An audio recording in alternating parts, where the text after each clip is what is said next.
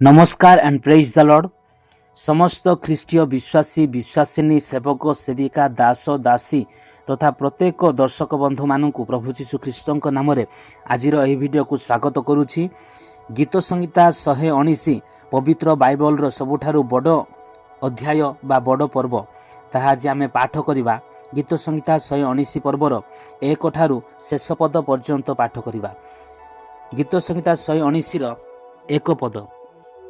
जो माने आचरण रे सिद्ध, जो माने सदाप्रभुଙ୍କ व्यवस्थानुसार चलती से माने धन्य। 2 जो माने ताहांको प्रमाण वाक्य सब पालन करती, जो माने सर्वांतकरण रे ताहांको खोजती से माने धन्य। 3 से माने कौनसी अधर्म करती नहीं, से माने ताहांको पथरे गमन करती। 4 आम्भे माने यत्नपूर्वक जेपरी तुम्भर विधान सब पालन करिबा, एथिपाई तुम्भे ताहा सब आज्ञा करिअछ। 5 आहा तुम्भर विधि सकल पालन करिबा पाई जेबे मोहर गति सुस्थिर हुअंता। 6 तुम्भर सकल आज्ञा प्रति दृष्टि रखिबा बेले मु लज्जित हेबि नाही। 7 तुम्भर धर्ममय शासन सकल शिखिबा बेले मु अंतकरणर सरलतारे तुम्भंकु धन्यवाद देबी। 8 मु तुम्भर विधि सब पालन करिबी, मते नितांत परित्याग कर नाही। 9 जुबा मनुष्य की प्रकार आपना पथ परिष्कार करिबो, तुम्भ वाक्यानुजाई तही विषय सावधान हेले करिब। 10 मु सर्वांतकरण रे तुम्भंकु खोजिअछि, मते तुम्भ आज्ञा पथरु भ्रमिबाकु दियो नाही। 11 मु जेपरि तुम्भ विरुद्ध रे पाप न करे, एथिपाई मु आपना हृदय मध्य तुम्भर वाक्य संचय करी रखिअछि। 12 हे सदाप्रभु तुम्भे धन्य, तुम्भर विधि सब मते सिखाओ। 13 मु तुम्भ मुख निर्गत शासन सकल आपना अष्टाधर रे वर्णना करिअछि। 14 जेपरि समुदाय धनरे सेपरि मु तुम्भ प्रमाण वाक्य रूप पथरे आमोद करिअछि। 15 मु तुम्भर विधान सबु ध्यान करिबी व तुम्भ पथ प्रति दृष्टि रखिबी। 16 मु तुम्भ विधि सबुरे आनंद करिबी, मु तुम्भर वाक्य पासरिबी नाही। 17 मु जेपरि बंचिबी, एथिपाई तुम्भे आपना दासर मंगल कर, तहु मु तुम्भ वाक्य पालन करिबी। 18 तुम्भे मोहर चक्षु प्रसन्न कर, तहिरे मु तुम्भ व्यवस्थार आश्चर्य विषयमान देखिपारिबी। 19 मु पृथ्वी रे प्रवासी, तुम्भर आज्ञा सब मो ठारू लुचाओ नाही। 20 सर्वदा तुम्भ शासन सकल आकांक्षा करिबा सकाशु मो प्राण क्षीण हुए। 21 जेउ शापग्रस्त अहंकारी माने तुम्भ आज्ञा पथरु भ्रमंती, तुम्भे सेमानकु धमकाई अछ। 22 मो ठारू निंदा ओ अपमान दूर कर, कारण मु तुम्भर प्रमाण वाक्य सब पालन करिअछि। 23 अधिपति माने मध्य बसी मो विरुद्ध रे कथा कहिले, मात्र तुम्भर दास तुम्भ विधि सकल ध्यान कला। 24 तुम्भर सकल प्रमाण वाक्य मध्य मोहर आनंदजनक व मंत्रणादायक। 25 मोहर प्राण धूली रे लगुअछि, तुम्भे निज वाक्यानुसार मते सचेत कर। 26 मु आपनार सकल गति वर्णना करन्ते, तुम्भे मते उत्तर देल, तुम्भर विधि सब मते सिखाओ। 27 तुम्भे आपना आज्ञा पथ सब मते बुझाई दियो, तहिरे मु तुम्भर आश्चर्य कर्म सब ध्यान करिबी। 28 शक सकाशु मो प्राण तरली जाए, तुम्भे आपण वाक्यानुसारे मते सबल कर। 29 मो ठारू मिथ्या मार्ग अंतर कर व अनुग्रह करी मते तुम्भर व्यवस्था प्रदान कर। 30 मु विश्वस्तता रूप पथ मनोनीत करिअछि, मु आपणा सम्मुखरे तुम्भर शासन सब रखिअछि। 31 मु तुम्भ प्रमाण वाक्य सबुरे आसक्त, हे सदाप्रभु मते लज्जित कर नाही। 32 तुम्भे मोहर हृदय प्रशस्त करिबा बेले मु तुम्भ आज्ञा पथरे धावमान हेबी। 33 हे सदाप्रभु तुम्भर विधि रूप पथ मते सिखाओ, तहिरे मु शेष पर्यंत ताहा पालन करिबी। 34 मते बुद्धि प्रदान कर, तहिरे मु तुम्भर व्यवस्था मानिबी, आहुरी मु आपणा सर्वांतकरण रे ताहा पालन करिबी। 35 तुम्भ आज्ञा पथरे मते गमन कराओ, कारण तहिरे मु आनंद करे। 36 लोभ प्रति नुहे, मात्र तुम्भ प्रमाण वाक्य प्रति मो चित्तर स्नेह जन्माओ। 37 असार दर्शनरु मोहर चक्षु फेराओ व तुम्भ पथरे मते सचेत कर। 38 तुम्भ दास पक्षरे तुम्भर वाक्य स्थिर कर, ताहा तुम्भ विषयक भय संयुक्त। 39 मोहर भयजनक निंदा दूर कर, कारण तुम्भर शासन सकल उत्तम। 40 देखो मु तुम्भ विधान सकल आकांक्षा करिअछि, तुम्भ धर्म रे मते सचेत कर। 41 हे सदाप्रभु तुम्भ दया अर्थात तुम्भ वाक्यानुसार तुम्भ परित्राण मो प्रति वर्तु।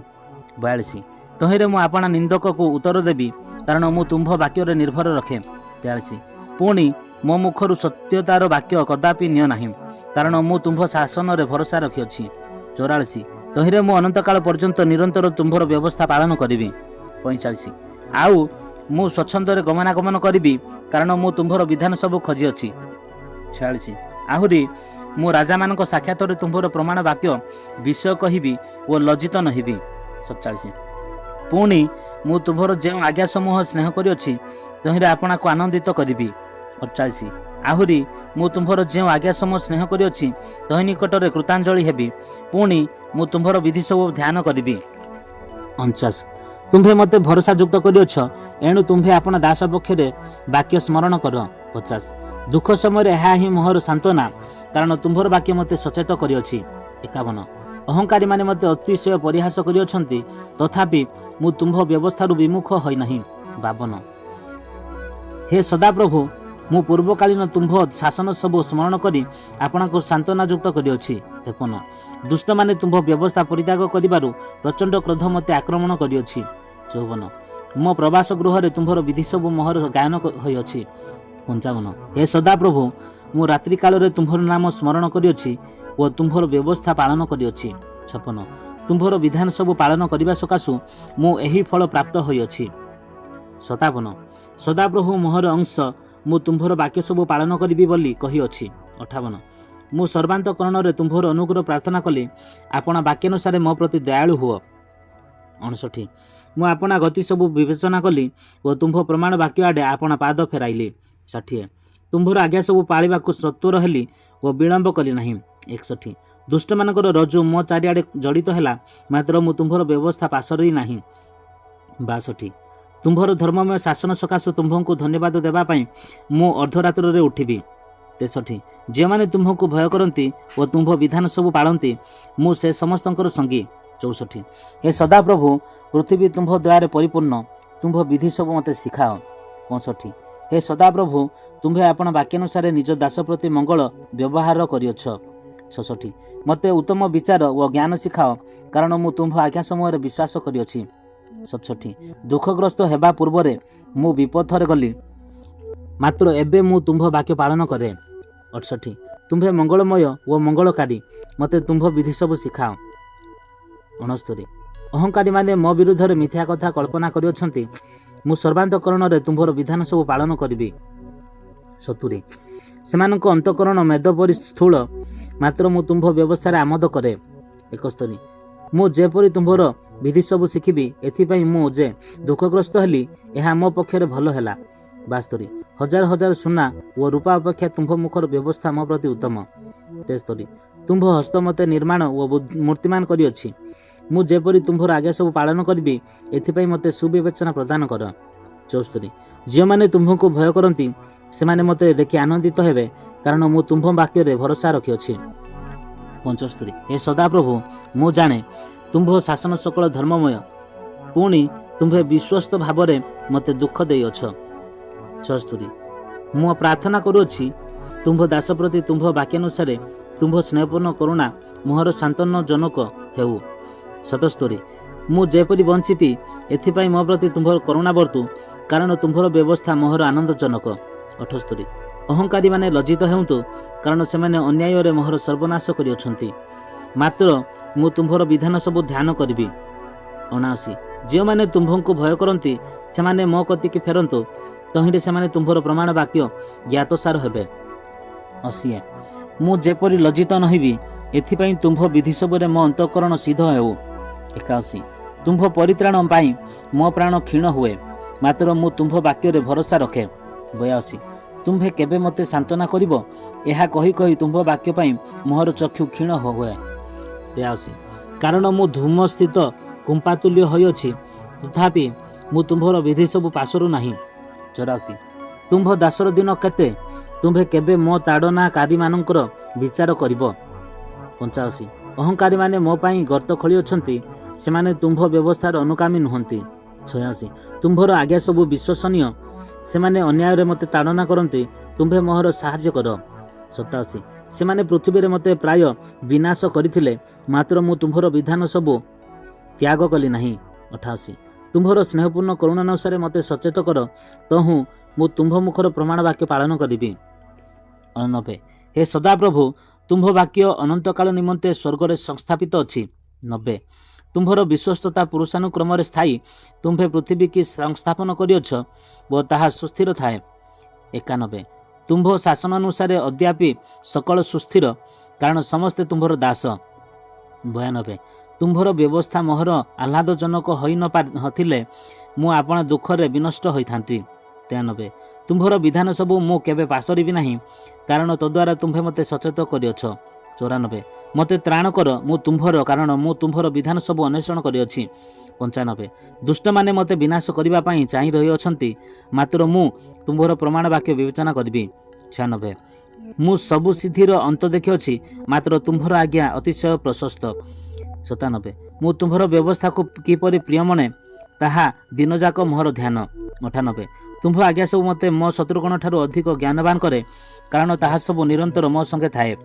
99 ମୋହର ସମସ୍ତ ଗୁରୁ ଅପେକ୍ଷା ମୋ ବୁଦ୍ଧି ଅଧିକ, କାରଣ ତୁମ୍ଭର ପ୍ରମାଣ ବାକ୍ୟ ସବୁ ମୋହର ଧ୍ୟାନ।